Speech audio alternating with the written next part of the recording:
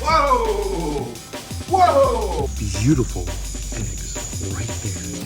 Whoa! And these eggs look good. Look at that. A perfect crocodile egg. Woo! Let the camels out. Must go faster. Must go faster. Look at that. He's so cute. Watch this. Look how good he is at swimming.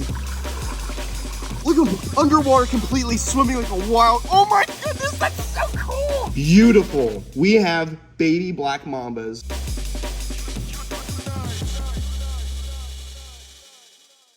Woo! What is going on, beautiful people? I'm over here at the crocodile pen. We got Aries hanging out. We got Miss Toothy right there. And I got the Buenas family. Say what's up, Buenas family! Excited. They're getting a tour today, and we got Alexis hooking up a rat on the rig. They're actually going to be distracting these crocodiles because Miss Toothy finally laid eggs back there. And if you look at this footage from last night... Guys, check this out. Miss Toothy might be laying eggs right now. Oh my God. And Aries is right there next to her. She's laying eggs. I think that might be an egg right there. Guys, I am beyond stoked. We got Aries hanging out right here next to his beautiful wife, Miss Toothy, the Cuban crocodile. And she's laid fertile, beautiful eggs right there. She dug herself a little nest, laid some good eggs, a couple of duds right here on the land, little infertile, squashed. And this egg right here that's partially good. It's kind of hard, kind of crunchy, but that egg's no good, squashed. Look at these guys. He's watching over his girl. He loves her. We got eggs right there. Yes. This is incredible. I am breathtaking by this.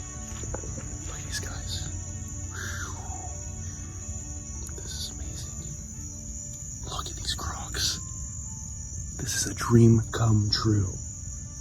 My whole life, all I've wanted to do is breed crocodiles and work with badass reptiles. Look at this. Behemoth with his lady. You can see that she laid a whole bunch of good eggs.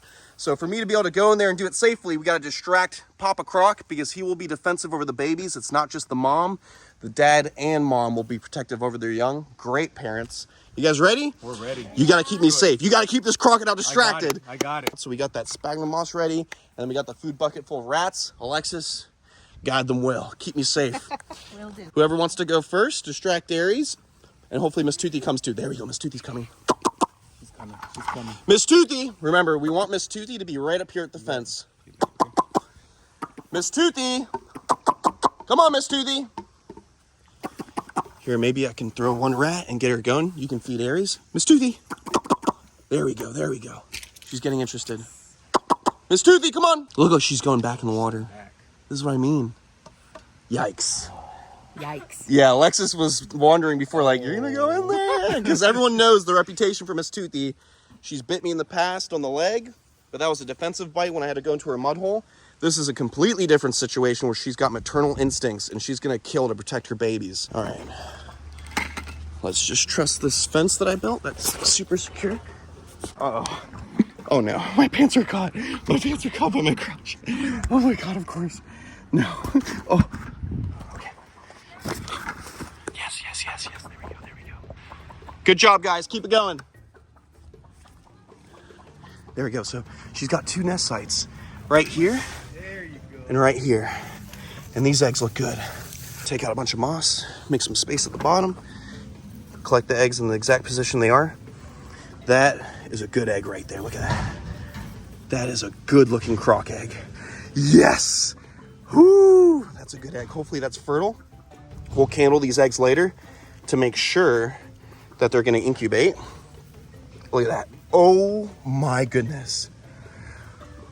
Look at that. A perfect crocodile egg. Do you guys see this egg? Oh my goodness. Beautiful eggs. You guys are doing a great job. All right, look, we got another one. This one's kind of squishy on the bottom. I don't know about that one, but we'll just put that one in there. Big, beautiful eggs too. They're not nasty eggs. I'm gonna actually walk over this a little bit and wash this egg. There we go. And the eggs were laid within the last 8 hours or so, or 10 hours. So the embryo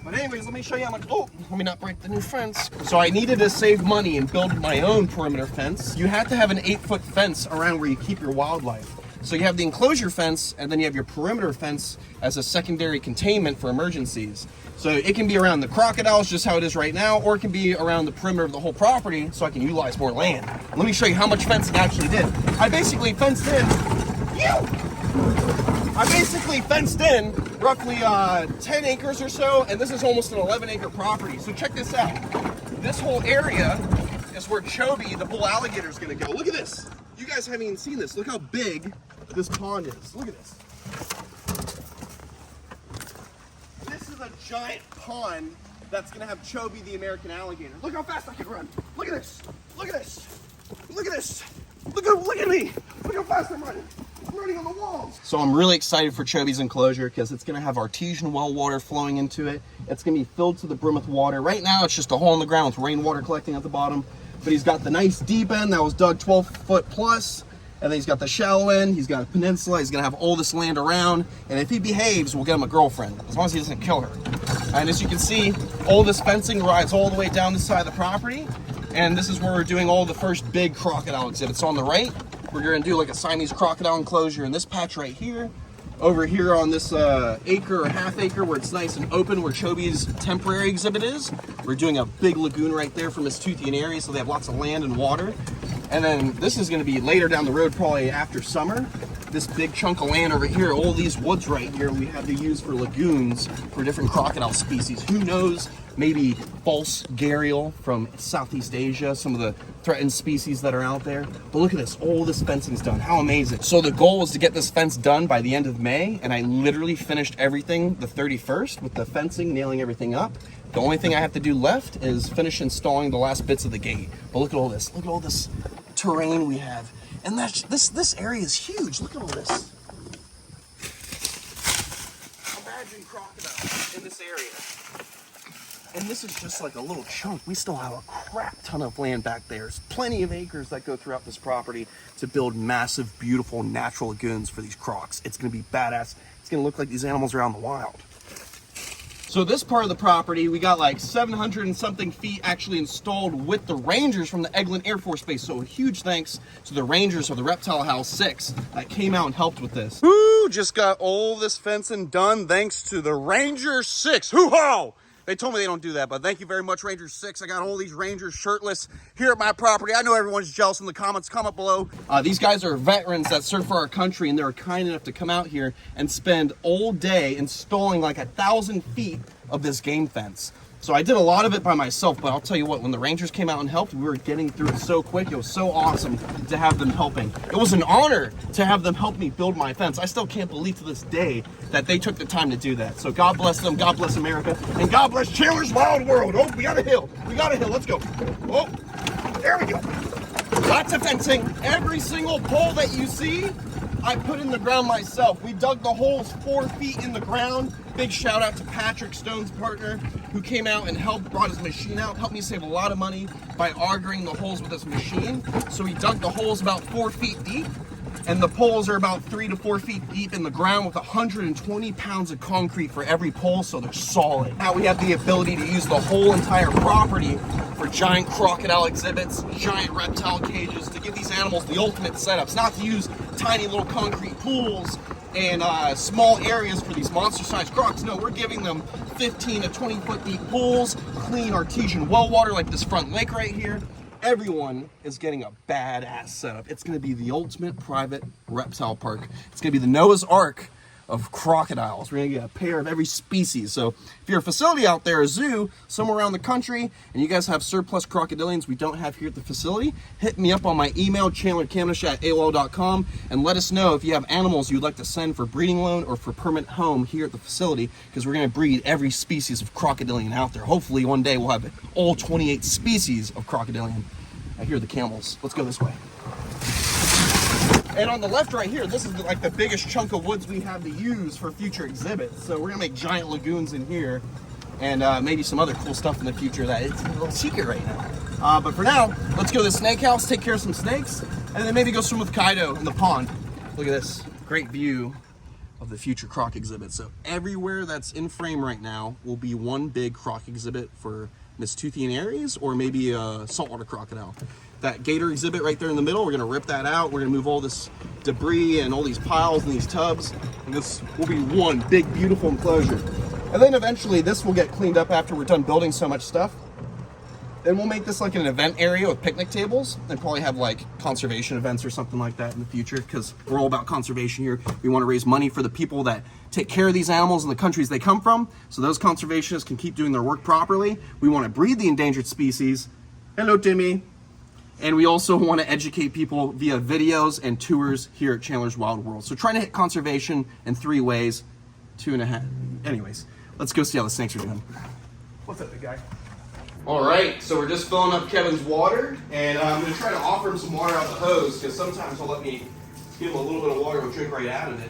Oh, relax, buddy. Oh, relax. Want some, okay, relax. You want some water? Okay, relax. Want some water? Whoa! So Kevin the King Cobra is doing good. He's looking beautiful. He's got his yellow chevrons popping with color. Oh, come on. He's drinking off the floor, but I want him to drink out of the hose instead. Whoa! Kevin, relax, buddy. Usually he's calm and he drinks out of the hose, but he's just trying to go after my feet right now. Oh my goodness, he's in a mood today. Like, he wants to drink out of the hose, but he wants to also charge. Look how beautiful this king cobra is. The world's biggest venomous snake, Ophiophagus hanna. My favorite snake in the world.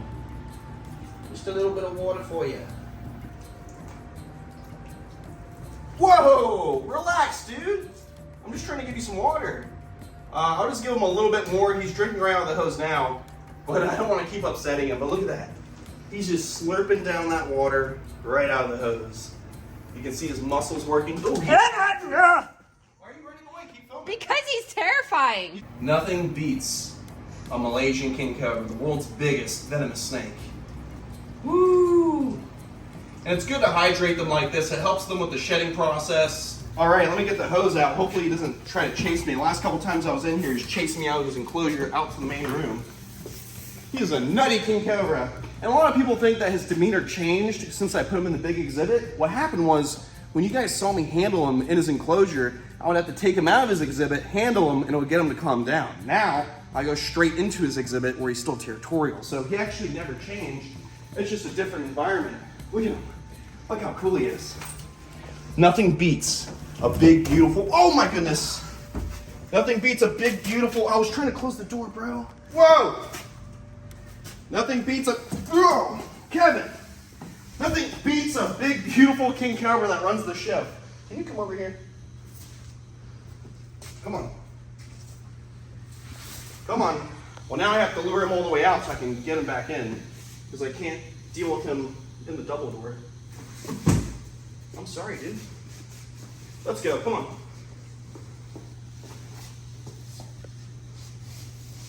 Oh my goodness, this is crazy. You are a nutty king cobra. Look how big he is. He's in a mood. Woo! So now that I'm handling him, he'll calm down a little bit more. All right, guys, let's get him back into his enclosure. You naughty boy. Woo! He might be super cranky, but I can always handle him when I need to. Every animal on the property, if I have to deal with them, I can deal with them. Look how big he is. What a massive snake. All right, let's lock this enclosure up. All right, so you guys remember that we collected black mamba eggs. We got like 15, 16 black mamba eggs. A few of them were not looking good, so I destroyed those eggs to make sure that there's no way of them developing, even though they look kind of rotten. But if you check these guys out, we have a few good eggs left. If we're lucky, we'll have around like 5 to maybe 7 eggs hatching. And we're gonna candle them right now. Candling is when you take a flashlight like this and you put it to the side of the egg to reveal whether or not it's a fertile egg. So if it's a fertile egg, you're gonna see veins and arteries attaching to the sides of the egg, and that means the embryo is growing. We're gonna candle this egg, and boom, look at that vein, artery. Let's go from this side so you can see better. Look at that vein, artery. Let's see down here. Bam, look at that giant vein. So these are fertile eggs. Baby black mambas are developing in these eggs. Look at this one. Beautiful vein right there.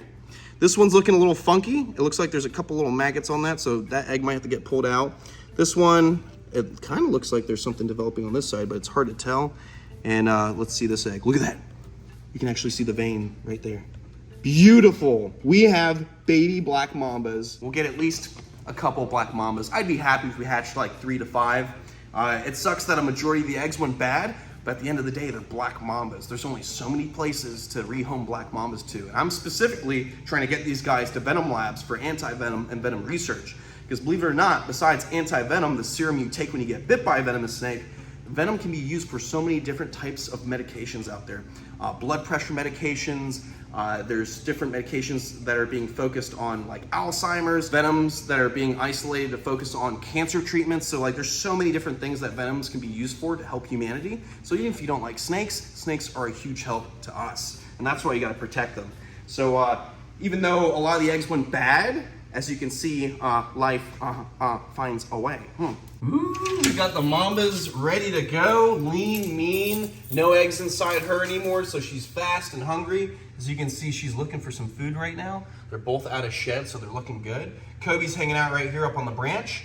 So let's see, let me get out the hide box first. We're gonna put Kobe in that and then put her in the big can because she's chilling. You gotta be super careful because these mambas don't play any games. So let's get out this box. Try not to destroy that shed skin that she's got right there, because I know a fan of the show would love to take that home. So we got the hide box right there. Now we're gonna move the glass. There we go. We gotta be super careful because Kobe is right there. I might just deal with Allison first because she's right there on the floor. There we go. So we got Allison the black mamba. Even though she's a chiller black mamba than most, black mambas are the most dangerous snakes in the world to handle. They are athletes, and they have a very powerful neurotoxic venom that has killed people within 5 to 10 minutes. So I have a huge amount of respect for the mambas. Nothing like a king cobra. You cannot get away with the handling techniques that you use on king cobras for black mambas. That's why these guys, woo, we have to be very smooth and meticulous how we move. Look at this guy. He's more dangerous than Allison. Even though this black mamba was raised in captivity, he is very dangerous and very defensive, bitey. I cannot let my guard down with this guy. He is a nutty snake. Now he's wrapping around all these branches. That is not good. Look at him gaping his mouth open, showing off the black interior of the mouth. That is why they're called a black mamba, because they got that jet black mouth. Let's see if we can tickle him maybe. Get him out of there. Come on, let's go. Just trying to be gentle with him. Come on. Not trying to make any sudden movements. All right, watch out. Woo! Look at that. Big male black mamba. Can you believe this is Kobe? He came to us around 3 feet long. He is massive now. He's gonna be pushing 8, 9 feet before you know it. Let's try to convince him to go to that hide box. Oh, did you see that? Flashing his mouth with the hide box, and then he goes right into it. This is a venom-proof box made by my buddy, and you literally just push it, and there's a lipstick bolt, so it locks just like that. Whew. Those mambas are dangerous. I know I deal with snakes all the time. I cannot stress enough how dangerous black mambas are. Look at this big, beautiful shed. It's a little bit broken up, but actually, no, this is a whole shed. It's just spliced with Kobe's shed as well. That's pretty cool. So I'll keep this aside for a fan of the show. So maybe if they want to take home the shed of a black mamba, they can do that. How cool. Crazy. The most dangerous snake in the world, the black mamba. Time to clean the spicy some meatballs. I will see you guys in a split. All right, so we got the enclosure nice and clean. Kobe is in this box. We're gonna put the lock box right back where it was. We'll open this up right before we lock it up. Let's get Allison back where she belongs as well. Just gonna crack this open a tiny bit and use my hook to open it up. You don't know where she's gonna be. Sometimes they're right at the top. As you can see, she is a chill black mamba. Any other black mamba, I would not have somebody walk up to the top of the can like this because they'd shoot out and bite you right in the face. And that's not an exaggeration. There are plenty of people out there in the world who've experienced black mambas flying out of containers to bite keepers in defense. So it's nothing against the animal. They're just a very defensive snake. from a very hardcore place in the world. Africa is a tough, tough place to live when you're a snake, let alone any kind of animal living in the bush.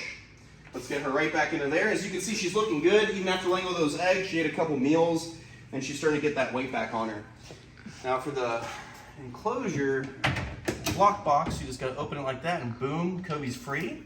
He can do whatever he wants now. Now let's close this. There we go. And we're gonna put a lock on this and make sure it's super duper secure, because everything needs to be locked and secure. We are an educational facility with permits. Gotta make sure everything's snake proof, locked, labeled, and documented.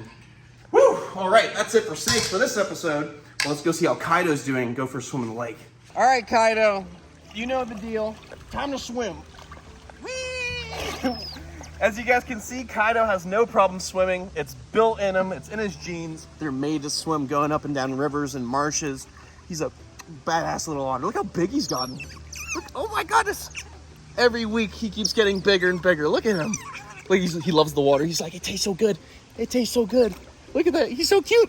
Watch this, look how good he is at swimming. Kaido! Look at him. He'll even go underwater. Do you see that? He goes underwater just like a wild otter, swimming around, looking at everything underneath the surface. And as he gets older, he'll get more and more comfortable. Right? Right? You'll get more and more comfortable? Right, right?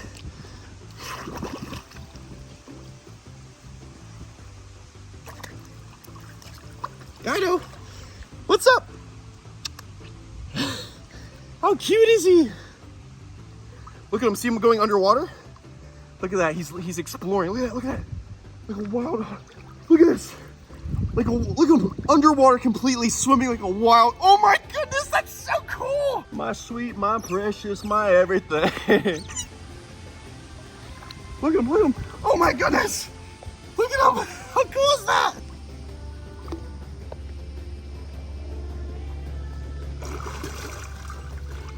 What are you doing? What are you doing, baby? What's up, babe? Oh my goodness. I love him so much. Well, I hope you guys enjoyed this episode. I'll see you on the next one. Stay beautiful, stay safe, and most of all, follow your dreams and stay passionate about what you love. I love hanging out with my otter. I'll see you on the next one.